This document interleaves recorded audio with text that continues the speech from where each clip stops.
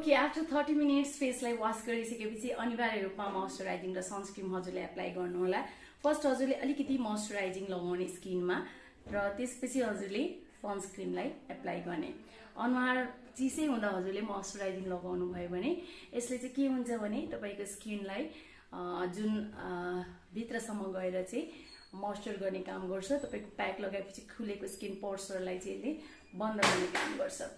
र after that हजुरले sunscreen apply गर्नुस्, जसले गर्दाखेरि चाहिँ हजुरको घामबाट स्किनलाई बचाउने काम गर्छ। यसरी मोइस्चराइजिङ लाउनुस्, त्यसपछि हजुरले सनस्क्रिन एप्लाई गर्नुस्। सनस्क्रिन लगाउँदाखेरि सबैतिर लाग्ने गरेर बरु सेतै होस् स्किन हैन, एकैछिनमा आधी घण्टापछि यो आफै बस्छ।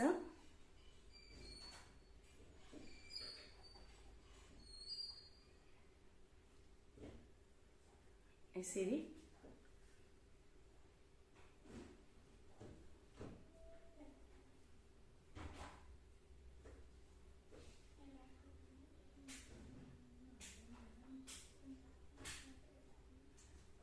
सबैतिर पुग्ने गरेर लगाइदिनुस् र यतिकै छोडिदिनुस् 15-20 मिनेट। अनि यो यसलाई हल्का हातले यो सुकेपछि पुस्नुस्, जसले गर्दाखेरि चाहिँ स्किनलाई सबैतिरबाट सनस्क्रिन पनि पुग्छ र घामले पनि स्किनलाई डढाउने काम गर्दैन। सो कस्तो लाग्यो भिडियो, मन पर्यो भने लाइक तथा शेयर गर्नु होला, हाम्रो च्यानललाई सब्स्क्राइब गर्न नबिर्सनु होला। आफ्नो ख्याल गर्नुस्। नमस्ते, म बिदा चाहन्छु। र यसरी हजुरले सनस्क्रिन एप्लाई गर्दाखेरि चाहिँ आफ्नो स्किनको सबैतिर पुग्ने गरी सनस्क्रिन लगाउनु होला। प्याक लगाएर यस्तो यस्तो गरेर डेली प्याक लगाउनु भयो भने दिनदिनै नमार्नु होला।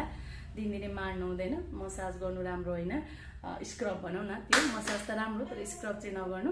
र यसरी हजुरले सनस्क्रिन लाउँदा होल फेसमा सबैतिर पुग्ने गरेर सनस्क्रिन लाउनु भयो भने स्किनको जुन सबैतिर सनस्क्रिन लाग्छ र घामले डर्ने ठाउँहरू हुँदैन। र यो मैले एकदमै सिम्पल भिडियो प्रस्तुत गरेको छु, जो चाहिँ एकदमै स्किन डल छ, जसको चाहिँ अनुहार जति गरे पनि अलिकति लाइट आउँदैन भने चाहिँ हजुरले यो फेस प्याक युज गर्न सक्नुहुन्छ। र यसरी मोइस्चराइजिङ सनस्क्रिन अनिवार्य चिसो फेसमा हजुरले लगाउनु होला, जसले गर्दाखेरि चाहिँ हजुरको स्किन को जुन डलनेस हुन्छ त्यो चाहिँ ठिक हुन्छ। र मैले हजुरलाई यो भिडियो प्रस्तुत गरेको छु, जहाँसम्म लाग्छ मन पर्यो होला। र आज हामी प्याकहरू बनाउन एकदम धेरै व्यस्त छौँ, यहाँ फेस प्याकहरू बनिरहेको छ। सो मैले हजुरलाई अरू अपडेटहरू म गराउने छु। आज पनि हजुरलाई मैले घरमै यो फेस प्याक बनाउन सिकाएको छु। कमेन्ट गर्नुहोस् कस्तो लाग्छ, आफ्नो ख्याल गर्नु होला। हरे कृष्ण। हरे कृष्ण, नमस्ते and welcome to my channel beautiful life. म प्रजिताको तर्फबाट यहाँलाई हार्दिक स्वागत तथा न्यानो अभिवादन। आजको भिडियोमा म हजुरलाई डल स्किनको बारेमा भिडियो बनाउँदैछु।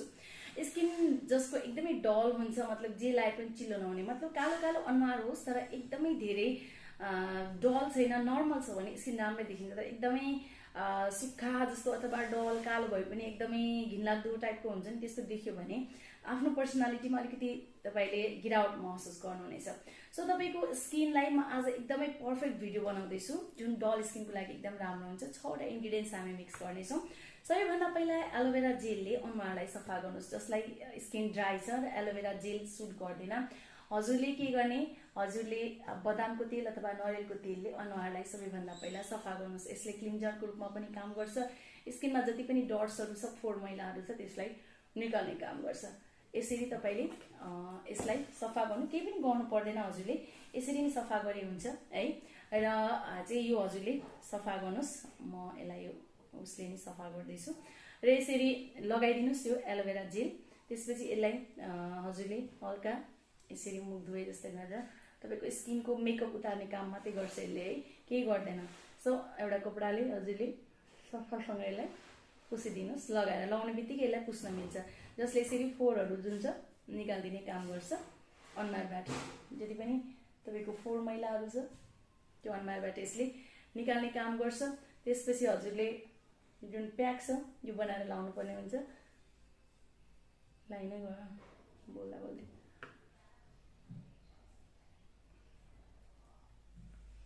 यसरी अँध्यारो, मैले यहाँ बत्ती बाल्ने प्रोग्राम गरिरहेको थिएँ, लाइन गयो, अँध्यारो भयो, लाइट पुगेन। एनिवे भिडियो देखिरहेछ, म देखाउँछु।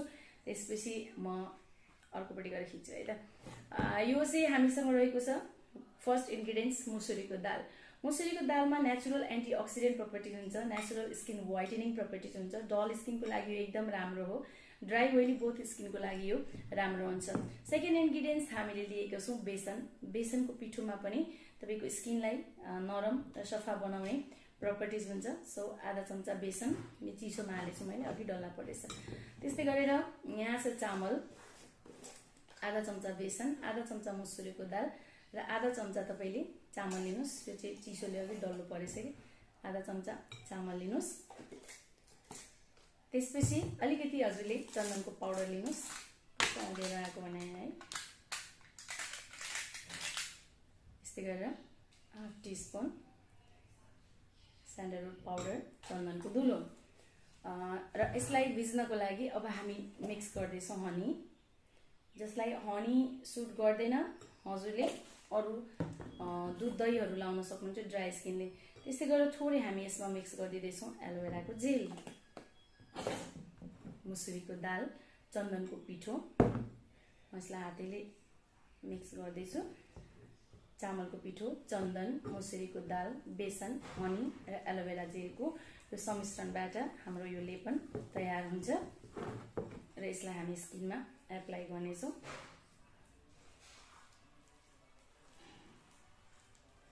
कस्तो यो चिसोमा हालेछु, डल्ला परेछ कि अघि नै। यो चाहिँ माटोको बटुका हो, मलाई चाहिँ एकदम मनपर्छ नेचुरल चिजहरू है।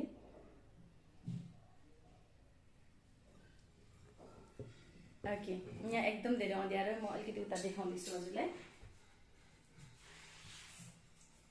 मैले भिडियो एडिट गर्न चाहिनँ, यतिकै हजुरलाई म देखाउँदैछु कस्तो अँध्यारो आयो कि, त्यहाँ त देखाउनु नमिल्ने गरेर है। सो यो लेप जुन छ रेडी भइसकेको छ, हजुरले हेर्न सक्नुहुन्छ। र यो हजुरले स्किनमा एप्लाई गरिदिनुहोस् आरामले यसरी।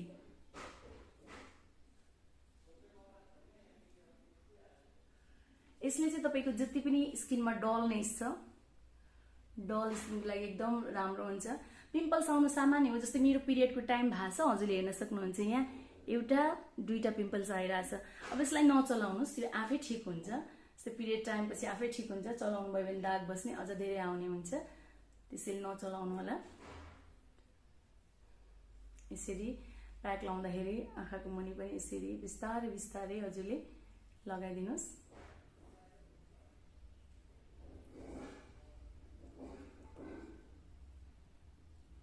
बाक्लो गरेर यो हेर्न डल्ला परेको कि, पानीमा हालेछु मैले, पानीले तल तल त डल्लो पारिदिइहाल्यो। बुटुकामा राखेको थिएँ, बुटुका चिसो रहेछ कि।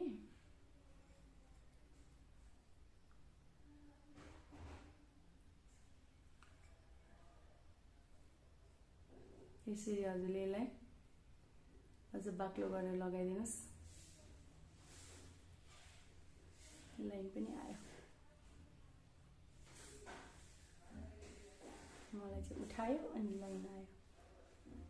अहिले प्याक लाउँदाखेरि अरू बेला पनि यसरी नै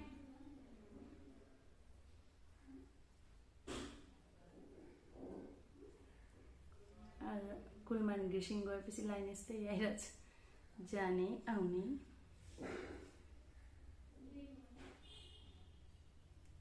यसरी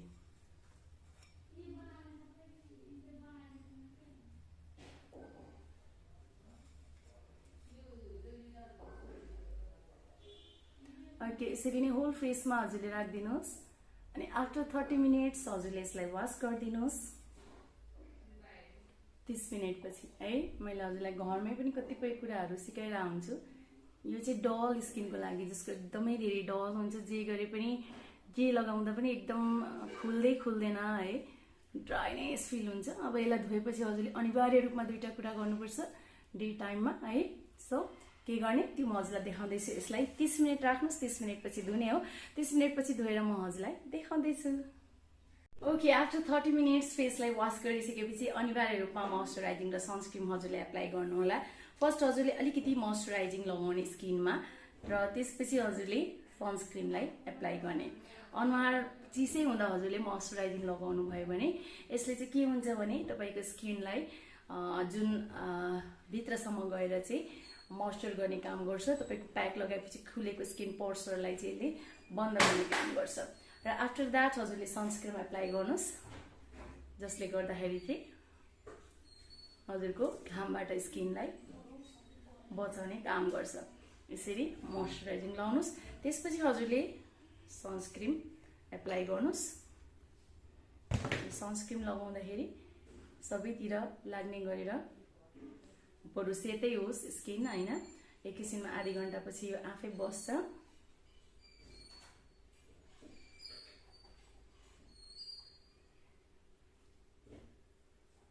यसरी